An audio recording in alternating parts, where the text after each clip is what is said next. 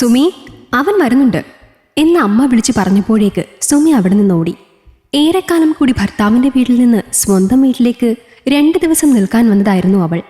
അപ്പോഴാണ് അയൽവക്കത്തെ ചേച്ചി അവളുടെ വിശേഷങ്ങൾ ചോദിക്കാനായി മതിലിനരികിലേക്ക് വന്നത്. അവളും അവിടുത്തെ ഓരോ കാര്യങ്ങൾ പറഞ്ഞുകൊണ്ട് നിൽക്കുമ്പോഴാണ് അമ്മ അങ്ങനെ വിളിച്ചു പറയുന്നത്.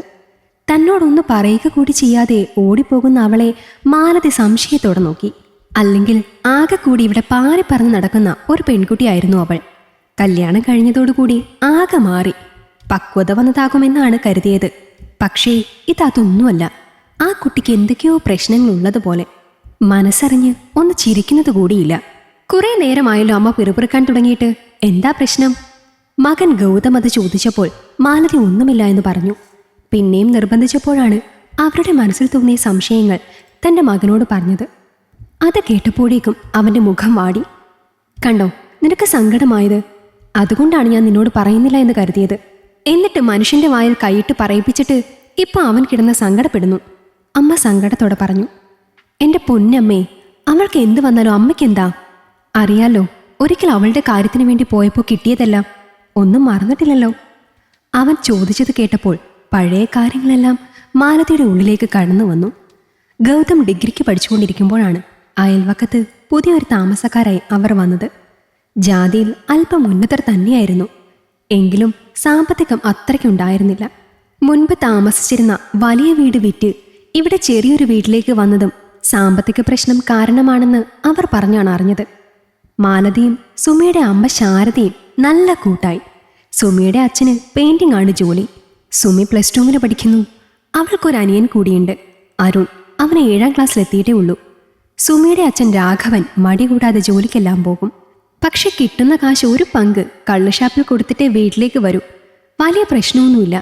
എങ്കിലും ശാരദയ്ക്ക് ഭർത്താവിൻ്റെ കൂടി എന്നത് വല്ലാത്തൊരു സങ്കടമായിരുന്നു. അങ്ങനെ ഇരിക്കുമ്പോഴാണ് ഗൗതം ഒരിക്കൽ തന്നോട് വന്ന് പറയുന്നത് അവൻ ആ പെൺകുട്ടി ഇഷ്ടമാണ് എന്ന്. പൂമ്പാറ്റയെ പോലെ പാറിപ്പറന്ന് നടക്കുന്നവളെ ആർക്കും ഇഷ്ടമാകും. അതുകൊണ്ട് തന്നെ ഞാനും അതിനെ എതിര് പറഞ്ഞില്ല. അല്ലെങ്കിലും ഗൗതമിൻ്റെ അച്ഛൻ ചെറുപ്പത്തിൽ മരിച്ചതിന് ശേഷം അവൻ്റെ ഒരു ആഗ്രഹങ്ങൾക്കും എതിര് നിന്നിട്ടില്ല. ഒരുപാട് ആഗ്രഹങ്ങൾ അവൻ പറഞ്ഞിട്ടുമില്ല. എങ്ങനെയെങ്കിലും ഡിഗ്രി കഴിഞ്ഞ് ഒരു ജോലി നേടിയെടുക്കാൻ ഞാൻ അവനോട് പറഞ്ഞു. അവൻ ഡിഗ്രി നല്ല രീതിയിൽ തന്നെ പാസ്സായി. PSC കോച്ചിങ്ങിനാണ് പിന്നെ പോയത്. പാർട്ട് ടൈം ജോലി ചെയ്ത് അതിനുള്ള പണം അവൻ തന്നെയാണ് കണ്ടെത്തിക്കൊണ്ടിരുന്നത്. അവൻ്റെ അച്ഛന് ഗവൺമെൻറ് ജോലിയായിരുന്നു. അതുകൊണ്ട് തന്നെ അച്ഛൻ മരിച്ചപ്പോൾ ആ ജോലി തനിക്ക് കിട്ടി. ഇപ്പോൾ വില്ലേജ് ഓഫീസിലാണ് തനിക്ക് ജോലി. അതുകൊണ്ട് തന്നെ വലിയ പ്രാരബ്ധം ഒന്നുമില്ല. ഗൗതമിൻ്റെ കാര്യങ്ങൾ മാത്രം നോക്കിയാൽ മതിയാകും. എന്നിട്ടും ചെലവിനായി അവൻ അവൻ്റേതായ വഴികൾ നോക്കി, എന്നെ ബുദ്ധിമുട്ടിക്കാതെ. PSC റാങ്ക് ലിസ്റ്റിൽ പേര് വന്നപ്പോൾ എനിക്ക് സന്തോഷമായിരുന്നു. ഞങ്ങൾ 2 പേർക്കും ഇനി ധൈര്യത്തോടെ അവിടെ പോയി അവളെ പെണ്ണ് ചോദിക്കാം. അധികം വൈകാതെ തന്നെ അവൻ കുറച്ച് ദൂരെയുള്ള വില്ലേജ് ഓഫീസിൽ LDC ആയി ജോലിക്ക് കയറി. അപ്പോഴേക്കും സുമ ഡിഗ്രി 2nd ഇയർ ആയിരുന്നു. ഒരു ഞായറാഴ്ച ഞാൻ അവനെയും കൂട്ടി അവളെ പെണ്ണ് ചോദിക്കാൻ വേണ്ടി ചെന്നു. ശാരദയ്ക്ക് സമ്മതക്കുറവൊന്നും ഉണ്ടായിരുന്നില്ല. എന്നാൽ രാഘവൻ ഞങ്ങളെ അധിക്ഷേപിച്ചു വിട്ടു. എത്രയോ തവണ ഒരു 100 ഉണ്ടോ 200 ഉണ്ടോ എന്നൊക്കെ ചോദിച്ചു വരുമ്പോൾ ഇന്ന് വരെ വെറും കൈയോടെ അവരെ മടക്കി പറഞ്ഞയച്ചിട്ടില്ല. എല്ലാം ഒരു നിമിഷം കൊണ്ട് അയാൾ മറന്നു. എന്നെ അധിക്ഷേപിച്ചത് ഗൗതമിന് സഹിക്കാൻ കഴിഞ്ഞില്ല. ഇനി അവളുമായി യാതൊരു ബന്ധവും ഉണ്ടാകില്ല എന്ന് അവൻ അവരുടെ മുന്നിൽ വെച്ച് തന്നെ എനിക്ക് വാക്ക് തന്നു. ഞങ്ങളോടുള്ള ദേഷ്യത്തിന് അയാൾ ഏതോ ഒരാളെ കണ്ടുപിടിച്ച് ആ പെൺകുട്ടിയെ കല്യാണം കഴിച്ചു കൊടുത്തു. അതിനുശേഷം ഇങ്ങോട്ട് വരവേയില്ല. കല്യാണം കഴിഞ്ഞിട്ട് ഇപ്പോൾ 4 മാസത്തോളമായി. ഇതിനിടയിൽ ആകെ വന്നത് ഒരു തവണയാണ്. അന്നൊന്ന് വന്ന് അപ്പോൾ തന്നെ പോയി. പിന്നെ വരുന്നത് ഇപ്പോഴാണ്. അതും അവൾക്ക് പീരീഡ്സായി. അവിടെ ആരൊക്കെയോ ശബരിമലയ്ക്ക് പോകാൻ മാലയിട്ടിട്ടുണ്ട്. അതുകൊണ്ട് മാത്രം വന്ന് നിന്നതാണ്.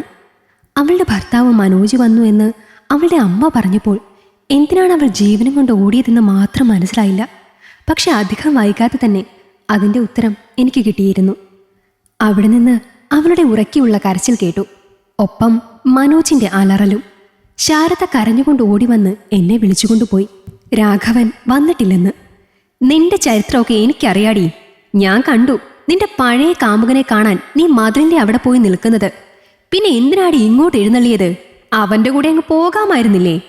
അവൻ അവളെ തല്ലിച്ചതച്ചുകൊണ്ട് ചോദിക്കുന്നുണ്ട്. ഗൗതം എൻ്റെ മുഖത്തേക്ക് നോക്കി.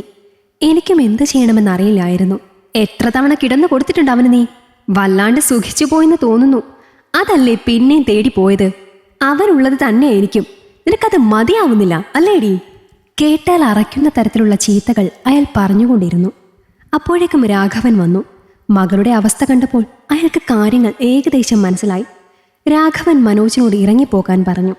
മനോജ് ഒരു സംശയരോഗിയാണ്. ചെന്നത് മുതൽ അവളെ കണ്ണീർ കുടിപ്പിക്കുന്നതാണ്. അവളെല്ലാം പറഞ്ഞു കരഞ്ഞു.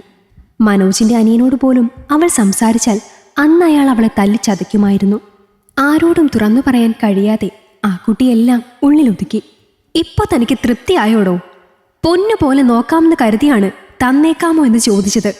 അപ്പോൾ താൻ വലിയ കൊമ്പത്തുള്ള ആളാണെന്ന് പറഞ്ഞല്ലേ എന്നെയും അമ്മയെ ഇറക്കി വിട്ടത്?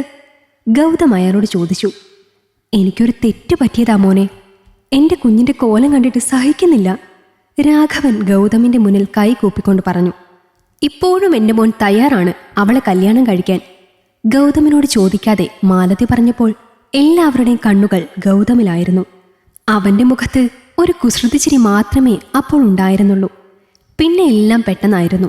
മനോജിന്റെ വീട്ടുകാർ പോലും അവനു വേണ്ടി വക്കാലത്ത് പറയാൻ വന്നില്ല.